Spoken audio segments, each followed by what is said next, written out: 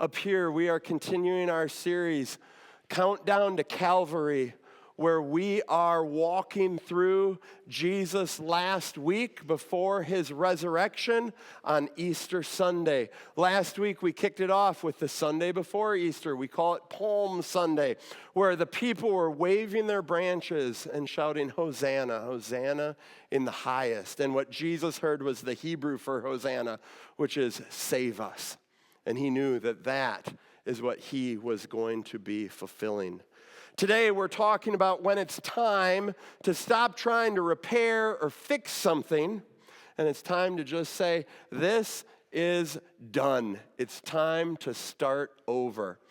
Perhaps you've been in a situation yourself like that, where you were building on a house or you were fixing a car and you kept putting money into it, and every time you tried to fix something, it kept breaking. And you came to the conclusion, you know what, this just has bad bones. This isn't going to be fixed. As I was thinking about this topic, the movie popped into my head, The Money Pit, with Tom Hanks from 1986. My family had this movie on VHS tape. Hey kids, those were plastic. They're about this big and they had tape in it. On the VCR, on Sunday night, ABC would run their Sunday night movies, and you could hit the record button on your VCR and record what was on the TV. And as the youngest in the family, it was my job to be by the VCR. So when commercials started, I stopped recording, and then I had to start recording again when the movie started because you didn't want to have to watch commercials while you were watching the movie. It was a great time back then. Okay, but in this movie, The Money Pit, well, let's watch the trailer. Young, single, and in love. They've got good jobs, fabulous futures, a magnificent new home that they bought for a song. Who says they can't have it all? It's gonna be fun fixing it up. We'll see.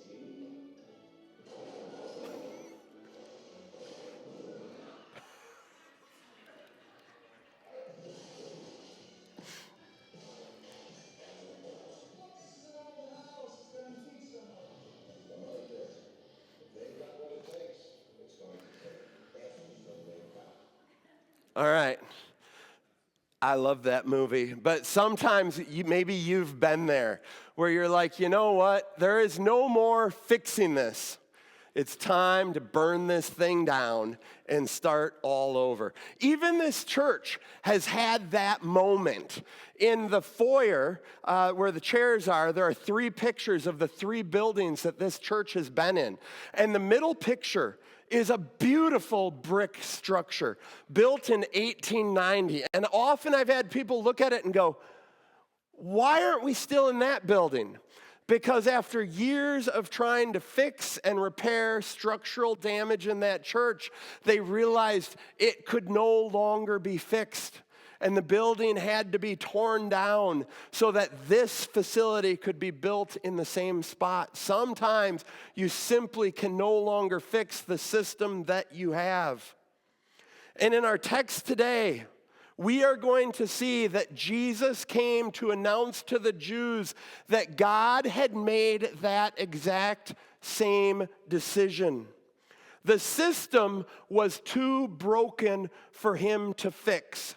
And so God was starting over with something new. Surprisingly, after Palm Sunday, when Jesus comes in and everybody's celebrating his arrival in Jerusalem, on Monday, he walks into the temple and he starts turning over the tables. So if you want to open your Bibles to Mark chapter 11, that is where we are going to be reading today. And I'm going to do something we don't always do. I'm going to read the entire text all at once because you kind of have to see everything as a whole to understand each of the parts. So in Mark chapter 11, beginning in verse 12, we read, "The next day, as they were leaving Bethany, Jesus was hungry. Seeing in the distance a fig tree in leaf, he went to find out if it had any fruit.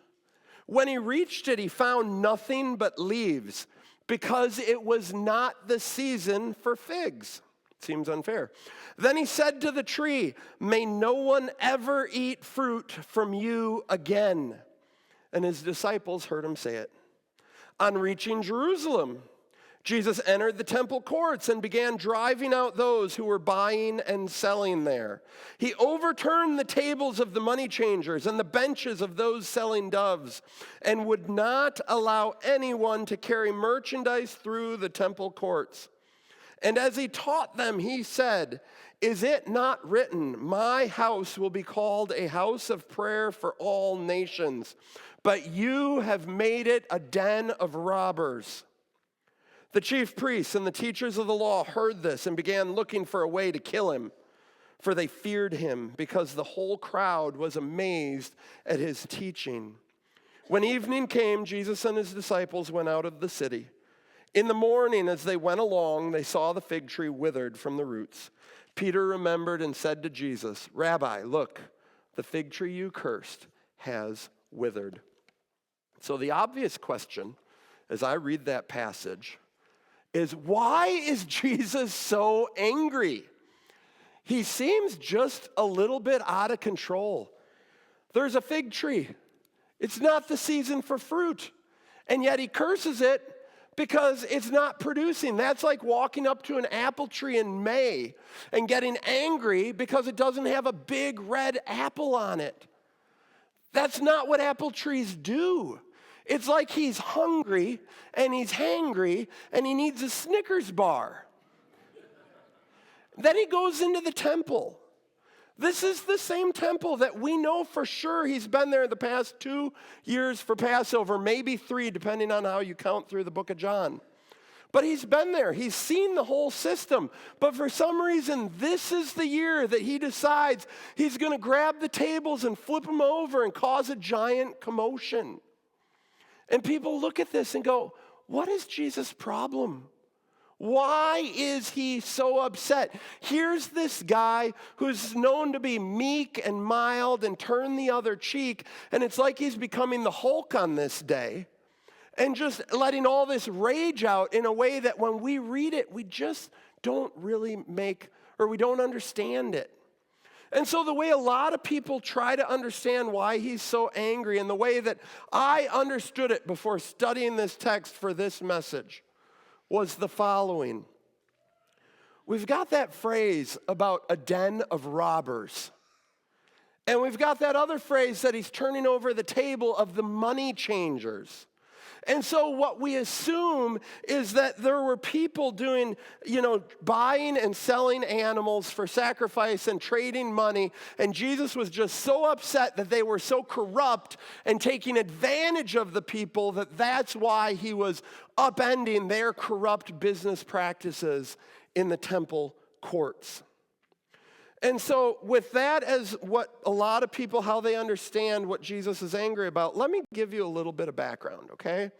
So when the Jews, went to the temple for Passover, which is when all these people are here in this story, they had to pay the temple tax. And the temple tax was half of an all-silver coin. The problem is most of these people didn't live in Jerusalem. They lived outside the city where Rome had colonized everything. And Rome had different types of coins and currency in all these different regions.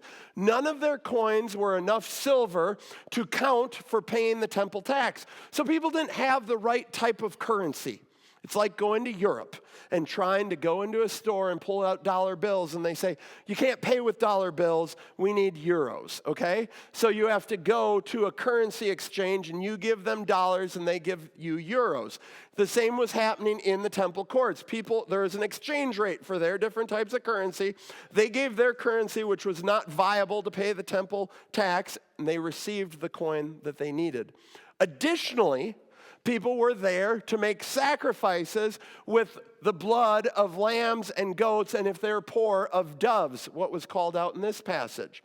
But if you had 100 miles to travel to Jerusalem, you probably weren't thinking, you know what, I'm going to put a leash on my lamb and drag it with me. I've tried putting a leash on a lamb before to get it where I wanted. Believe it or not, they just lay down. It does not work. A much easier system, you just show up in Jerusalem with money and you buy the animal there.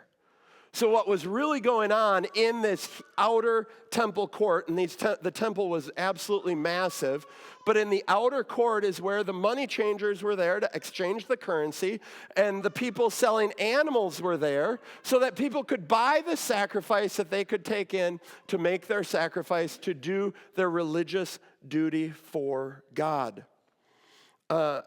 And so what a lot of people assume is that those who are participating in these financial activities were taking advantage of the Jews who were coming. It's like those who might look at my egg sales in my office, Holy Yolks. I'm going to use that name from now on, and say, if I was charging $15 a dozen and saying, and this gets you into heaven, you'd have a right to say, Ryan, I'm not sure what's going on. But here's the thing about these assumptions about these people. We don't know that they were actually taking advantage of anybody. We look at that phrase, den of robbers, and we assume that what Jesus is doing is he's saying, they have been unfair and they are stealing from people by making these exchange rates completely unfair. And like I said, this is how I've always understood this passage. But these assumptions simply aren't true. No writing anywhere accuses these people of taking advantage. And secondly, many people look at it and say, well, what Jesus did because he was so upset by the people exchanging the money and selling the goats and the lambs is that he got in the middle of the temple and he tried to stop it. And he tried to say, stop, you can't do this anymore. But in having that understanding of what Jesus is trying to accomplish, we don't understand how big the temple court was. Okay? The temple court was 35 acres. Okay, if you know what a 40-acre field is, it's a quarter mile by a quarter mile. The temple court was 500 yards, over a quarter mile by just under a quarter mile. It was massive. So thinking that Jesus was somehow in the temple stopping all the activity going on would be like thinking that somebody at Kinnick Stadium who got drunk and caused a ruckus in their section was able to make everybody in the stadium stop and be like, can you believe this guy? Like, stuff happens in football stadiums all the time, and security is called, and everybody in that section knows that that buffoon acted like a fool and was carried out. But for 95% of the stadium, they have no idea that anything happened in that small corner of the stadium. Same can be said of Jesus in the temple courts here. It's so big. Yes, he maybe grabbed a whip and flipped some tables, and a couple hundred people saw the commotion. But in the grand scheme of how big the temple was, Jesus wasn't stopping anything. So our understanding that Jesus was mad at the corrupt business practices taking place in the temple courts, and so he was stopping them from doing it, completely misses the boat. Like, that's not the case. Well, if that's not the case, and that's not why Jesus is so angry, then how do we understand this passage? First, let's back up a verse, okay? So we're going back to Sunday, but I didn't read this last week because I knew I was using this verse today. This is how Palm Sunday ended for Jesus. In Mark chapter 11, verse 11, it said, after he came into Jerusalem and they waved the palm branches, Jesus entered Jerusalem and went into the temple courts. He looked around at everything, but since it was already late, he went out to Bethany with the 12. On first reading of Mark 11, it seems like Jesus gets into the temple and he just all of a sudden gets really mad and responds to what he sees. But what we see in verse 11 is everything Jesus did was predetermined. Okay?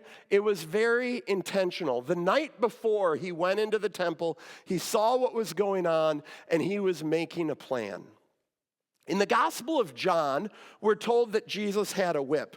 Now, just a little aside, in the Gospel of John, a story where Jesus clears the temple takes place in chapter 2, very early in the book, whereas the other three Gospels, Matthew, Mark, and Luke, which are known as the Synoptics, it takes place during Holy Week. And the way we understand this is John was very willing when he wrote his gospel to move stories around, to put themed stories together. But the way that this actually fits, it absolutely had to occur during Holy Week.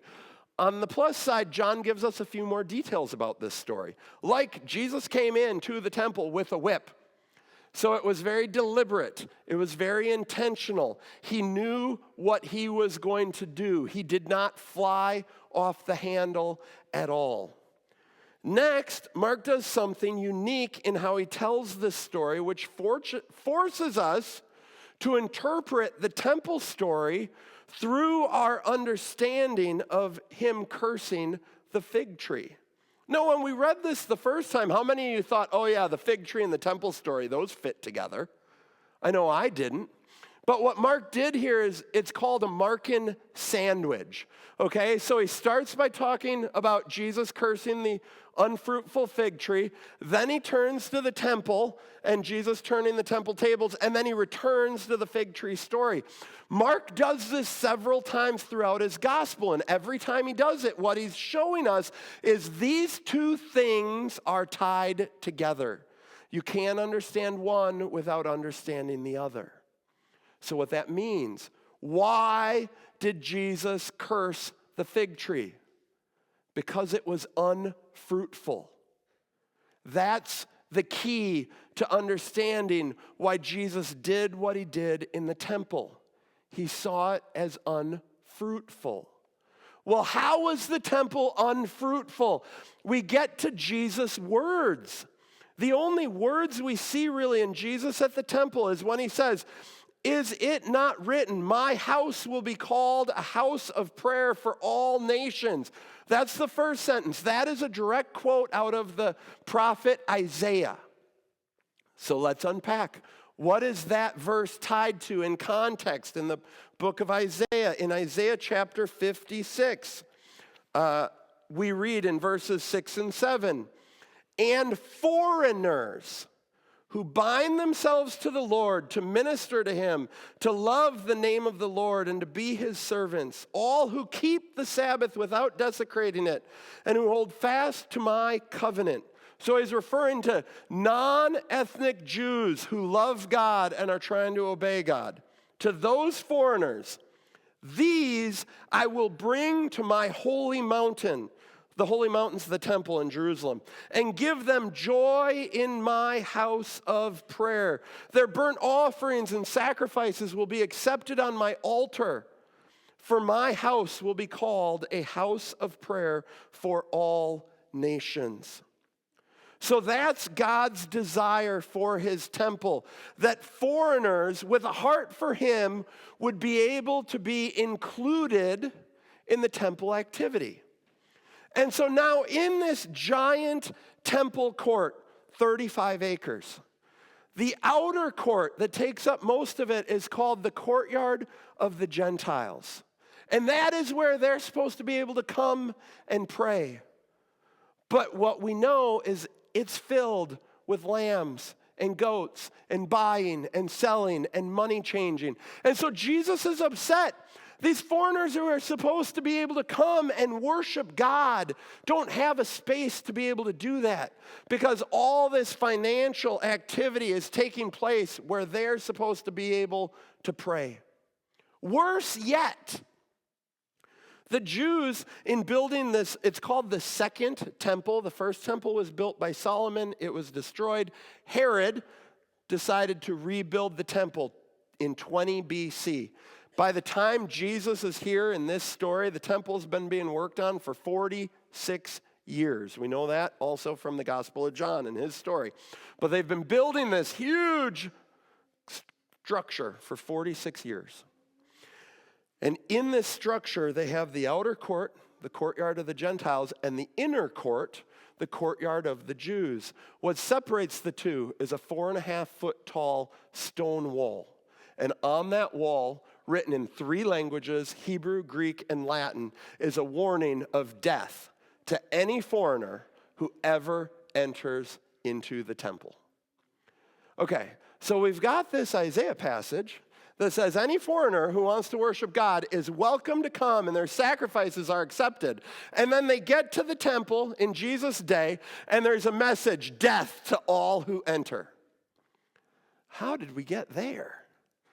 In Ezekiel chapter 44, what happened was at one point the Jews allowed the Persians to come in and actually start doing priestly duties. And so at that time, God said, whoa, you can't have foreigners doing that, or they're going to die. As a result, the people took the extreme case and made it for everybody. What they did is they made the temple incredibly exclusive. It was just for the Jews and not for anybody else. And so that is what Jesus is talking about in this passage. Isaiah 56 is where it's supposed to be a house of prayer for all nations, but it has completely failed in providing the fruit of having other nations be able to worship God in that place. The second passage of Jesus' words in red in my Bible is where he says, but you have made it a den of robbers. That den of robbers passage comes out of Jeremiah chapter 7, verses 9 through 11. Let's read what this den of robbers is. Is it those who are the merchants who are taking advantage of people in the temple, or something totally different?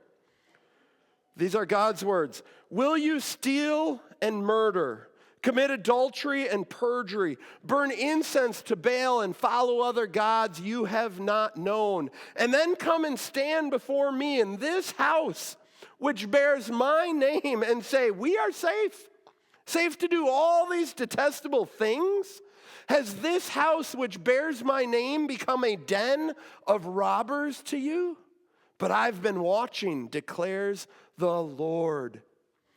Do you see how this statement has nothing to do with merchants taking advantage of people in the temple courts and has everything to do with unrighteous Jews who steal and kill and sin in a million different ways, and then they run into the temple during the holy days, perform their religious actions, and say, we are safe. We are good. God is pleased with us because we brought our lamb. We paid our temple tax. This passage has nothing to do with the merchants. It has everything to do with the Jews who are doing things on outward appearance to look good. A lot of leaves, a lot of activity that they were doing, but there was no real fruit. So Jesus' charge against the temple not having fruit is he's saying, look, there are good people who want to worship God and you are keeping them out just because they're not Jewish. And there are some really bad people that you're letting in and saying, oh, you're great, just because they come with some money and pay the temple tax and buy their animals for sacrifice. You're making this entire thing about activity, and you're missing the whole point that this house is meant to be a place of worship. Okay? And so God had tried renovating and renewing the temple system repeatedly throughout the Old Testament. You can read about it in 1 Kings and in 2 Kings and through the prophets. But with Jesus' arrival, God has made a decision. It was time to move on. So Jesus wasn't cleansing the temple like he's going to clean it up and restore it. He was condemning it. There's a lot of Bible translations, you may have a Bible in front of you, where there's a bold line above this passage that says, Jesus cleanses the temple. I know the ESV and the Holman Christian Standard and the New King James, they all say that. Those bold headings are put in by the publishers to help us find our spots in the Bible, but they're not the actual text of the Bible. And I think that does a disservice when it says cleanses the temple, because Jesus wasn't trying to fix it. He knew, in fact, that a new system was coming. He was condemning it. And so, in the same way that he cursed the tree And he said that nobody would ever eat from it again. He was essentially pronouncing a curse on the temple. So the curse on the fig tree wasn't on an individual tree that failed to produce fruit. And its curse on the temple wasn't just on merchants because of what they were doing. What Jesus was doing through these actions wasn't to completely change the whole system, but he was doing a prophetic act to be a symbol of the change that God was going to bring.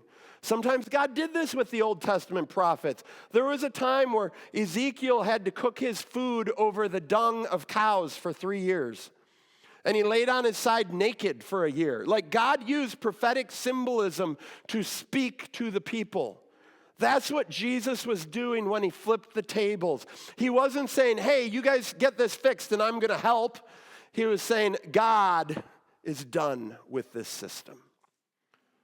He was prophetically showing them the old covenant way of doing things had been condemned. It was worthless because it failed to bear any fruit. This included the entire old covenant system of its laws, its priests, its sacrifices, and the temple as a whole. The old covenant system was broken. It had been for years. Jesus was preparing the people for a new covenant. While he was in the temple on Monday, Jesus symbolically was stopping the entire sacrificial system. He was saying, look, we're not going to be buying and selling rams and goats anymore. We're not going to be trading in money. This whole system is going to be done away with. And then in John's account here, we see even more clearly. In John chapter 2, verses 18 and 19, then the Jews responded to him, what sign can you show us to prove your authority to do all of this? They were mad. And they're saying, how do you have the authority to think you can do this? And this is how Jesus answered them. He said, destroy this temple, and I will raise it again in 3 days. Raise it again in 3 days. Do you think he was talking about that building or something else? We know he was talking about himself. What Jesus is doing here is he's saying, look, this temple system is done. There's a new system, and it is centered on me. The Old Testament system was centered on this building and all the sacrifices that took place here and all the blood that was splattered for the forgiveness of sins and all the temple taxes that were paid and the corrupt priests who collected it all. And in the new system, there's no need for any of it. The new system is not centered on a building, it is centered on Jesus Christ. And that's really good news because 35 years later, that entire building was destroyed by Rome. If our faith was still centered on that building, we'd be in a bad spot because it still does not exist to this day. But what God did is he started a new covenant, centered not on a building which would be destroyed years later, but centered on a man, Jesus Christ. And so he is the one that we put our faith and our trust in to this day. Now, I know this passage has covered a lot of ground.